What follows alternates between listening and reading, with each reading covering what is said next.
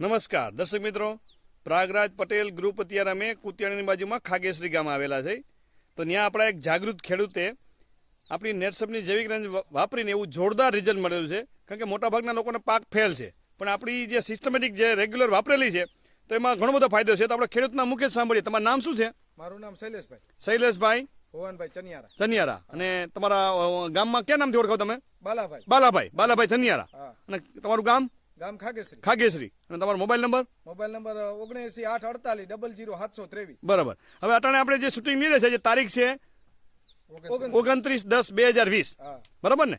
તો અટાણે આપણે આ શૂટિંગ લીધી છે એ શેનો પાક છે તમારે? આ ડુંગળીનો રોપ છે. તો ડુંગળીમાં તમે શું કર્યું પેલા રોપમાં? આ બિયારણને પ્લોટ માર્યો તો આનો સ્ટીમરીજનો પટ આપ્યો તો 1 કિલો એ 5 ml. એને નાખીને તમે પટ આપીને કુરમો દઈને તમે વાવેલું છે, બરાબર ને?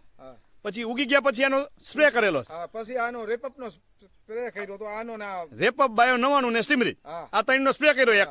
અને જમીનમાં તમે રેપઅપને પાયું હતું. પાયું શું કામે તમે? ફુકારાને હિસાબે સુકારો હતો એટલે તમે રેપઅપને પાયું. કારણ કે રેપઅપ આપણું એક જનરલી જોવો તો છોડને વાતાવરણની અસર ન થવા દે. એટલે જૈવિક આમ કહીએ તો વાતાવરણની અસર ન થતી, ઇન્ફેક્શન ન લાગે. એટલે જૈવિક કીટનાશક ફૂગનાશક જેવું કહી શકાય, બરાબર? હા, એટલે તમે પાઈ દીધું એટલે અટકી ગયો તમારે. કારણ કે અત્યારે મોટા ભાગના ડુંગળીનો રોપ ઉજળતો નથી, વયો જ ગયો છે. કારણ કે વાતાવરણ સેટ થતું નથી. પણ આપણું આ વાતાવરણ અમે રક્ષણ આપે છે. અત્યારે જોઈ શકાય છે દર્શક મિત્રો, આ તમારે આમ તો 1 વીઘો નહીં હોય, બરાબર ને? અડધો વીઘો રોપ કર્યો છે, રોપ ઉભો છે, બરાબર ને? 10 કિલો બી સાટેલું છે, બરાબર ને?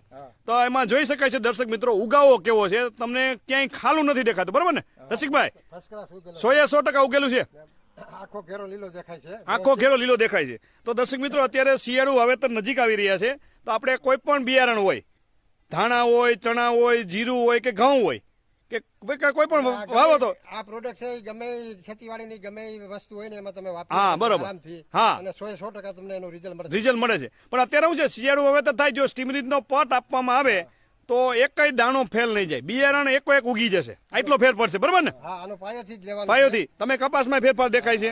અને આ ડુંગળીનો રોપ છે તો અટાણે તમે 4-5 દિયાના સ્પ્રે ચાલુ કરે ખાસ.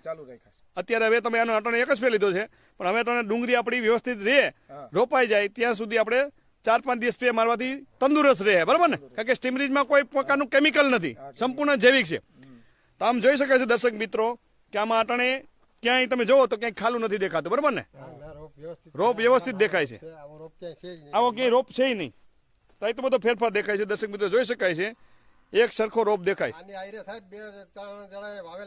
હા, રહ્યા નથી, બરાબર.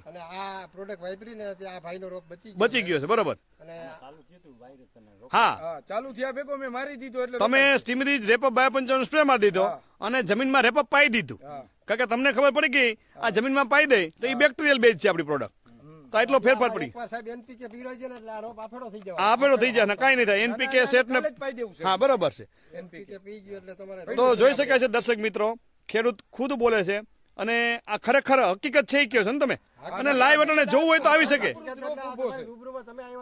હા, બરોબર છે. અને જોવું હોય તો કોઈ આવી શકે અટાણે. હા, કારણ કે હજી તમારો રોપ તો ઘણો ટાઈમ રહેવાનો છે. 20-25 દિવસ રહે રોપ. અટાણે જોવું હોય તો જોઈ શકે છે આ એક ઘેરો કેવો છે, બરાબર ને? તો દર્શક મિત્રો, આ રીતે અમારી યુટ્યુબમાં એક પ્રાગરાજ પટેલ કરીને ચેનલ પણ છે.